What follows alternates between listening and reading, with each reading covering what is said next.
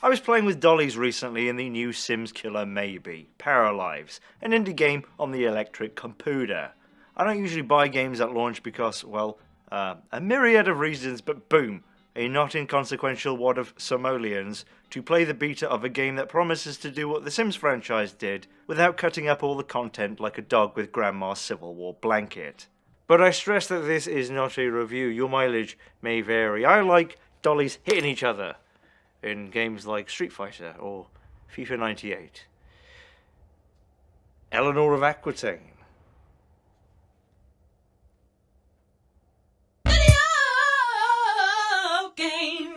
Video games.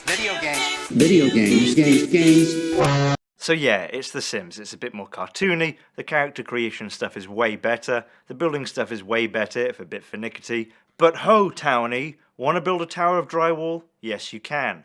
Wanna build a great big orgy couch that Doc Antle would be proud of, or paint the toilet purple? Yes you can. Wanna make a spiral staircase from your sex dungeon all the way up to your sex attic? Maybe, possibly, in a feature update, patent pending, all depending. The bare bones life part of this life simplifier leaves a lot to be desired, with the same awkward problems of The Sims where your, paras can't crawl up a bed, don't have any problem with putting baby on the floor, and yada yada yada yada, or rather, a woobada schna.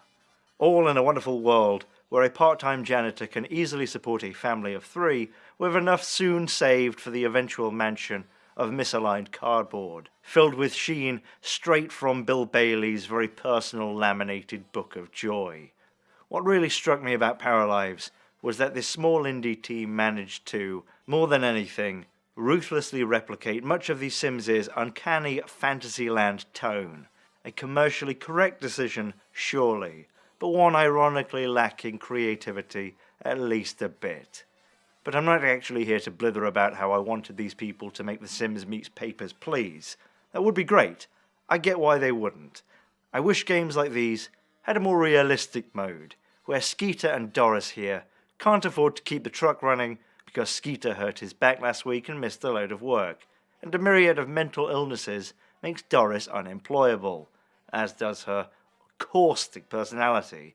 But I get it, it would be a much different game. Probably, surely, much more complicated. What was I expecting? So on and blah. But I seriously do think that there is more than a niche market there for The Sims but miserable. But whatever. You could have fun just coming up with a name, couldn't you? Sims Tosca. Sim City 17. Sim Rust Belt now with fentanyl DLC. Frank Miller's Sim City. Playing Paralives made me pause for a moment because its cutesy look and everything's a lovely world of 20-hour weekdays plays a bit differently now to how the last installment of The Sims 4, felt when it was released hundreds of millions of years ago in 2014. I can't be sure if that's just because when the first Sims came out I was a little kid, but I like to think my reaction to Paralives isn't just because of that. Even as a kid, I knew there were limitations and so on. I think Paralives is quite different to The Sims 1, mainly in intent.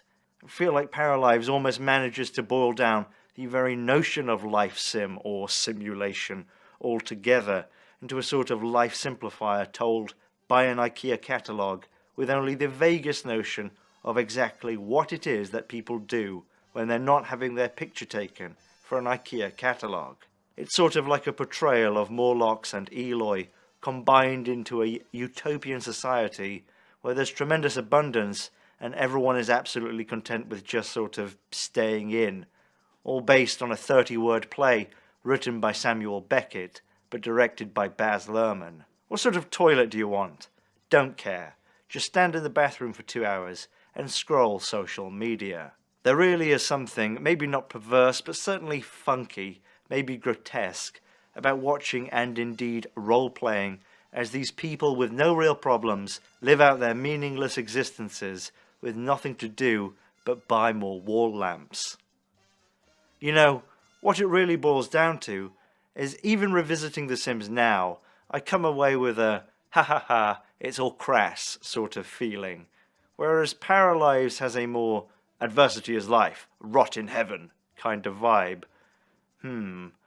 Anyway, I was going to talk about other simulators, but I didn't. So here's a video of me playing the new update of Satisfactory, a game also with very little adversity, but where the existential dread is drowned out by building unnecessary walls. Wait, what? Hey everyone. When I need a flat surface for like some mortar or whatever, I like to use economy trowel from Precision Components. For real. So there you go, something of a point there about economy trowels. It does exactly the same as a